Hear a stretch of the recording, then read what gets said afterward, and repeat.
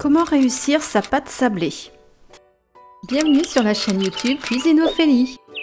L'essentiel pour mieux manger. Aujourd'hui, nous voyons la pâte sablée, cette fameuse pâte sèche, friable et sucrée que l'on utilisera pour certaines tartes ou pour faire des sablés. Le principe après cuisson est d'obtenir une pâte granuleuse s'effritant sous la dent avec une sensation de fondant en bouche. Je vous montre la technique de la fabrication, du fraisage, du repos et surtout je vous explique pourquoi. Avant de commencer, je vous invite à activer la cloche et à cliquer sur le pouce pour soutenir la chaîne. Merci beaucoup et allez, on file en cuisine, c'est parti! Nous partirons sur la base de 120 g de farine de blé type 55 et de la moitié de son poids en sucre en poudre blanc, soit 60 g. Nous utiliserons également la moitié du poids de la farine en matière grasse, ici du beurre doux bien ferme. Cette matière grasse doit absolument être bien froide afin de faciliter le sablage. Nous utiliserons un jaune d'œuf et une pincée de sel exhausteur de goût. Pour commencer, nous allons bien tamiser la farine afin d'individualiser les grains d'amidon du blé.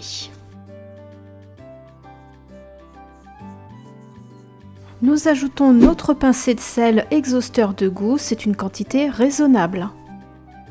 J'ajoute ma matière grasse bien ferme coupée en petits dés préalablement. La petite taille des dés me permettra de gagner du temps pour le phrasage, qui doit être une étape très rapide et courte. Du bout des doigts, je commence à sabler finement et rapidement pour obtenir des grains de sable. Nous ne voulons pas que la matière grasse se fusionne trop rapidement avec les grains d'amidon ni avec les protéines. Nous ne voulons pas d'élasticité sur une pâte sablée, mais bien de la friabilité.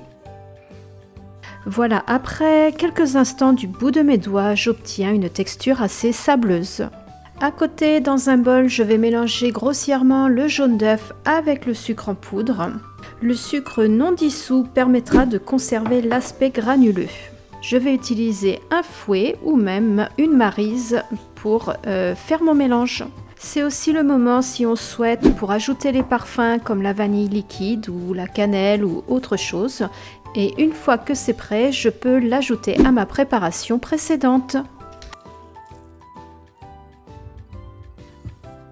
Je viens agglomérer avec le bout de mes doigts. Je fais cette étape rapidement en formant une boule à la main et je ne pétris pas. L'idée est de prévenir la formation du gluten, on recherche de la friabilité et on veut éviter l'hydratation poussée des grains d'amidon et de protéines.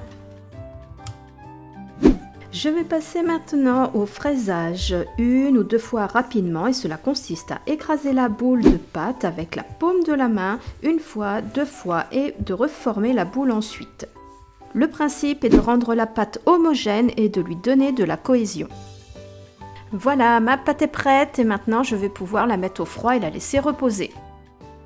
Le repos doit se faire au frais, la boule enveloppée dans un film alimentaire et au minimum 30 minutes.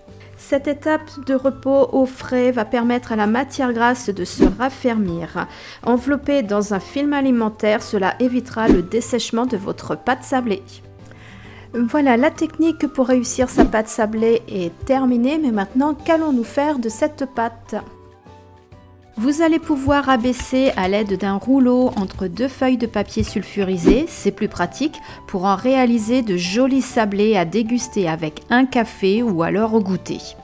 Abaissez sur 3 à 5 mm d'épaisseur et après à l'aide d'une roulette ou d'un couteau lame droite ou encore même un emporte-pièce, vous détaillez vos biscuits comme bon vous semble.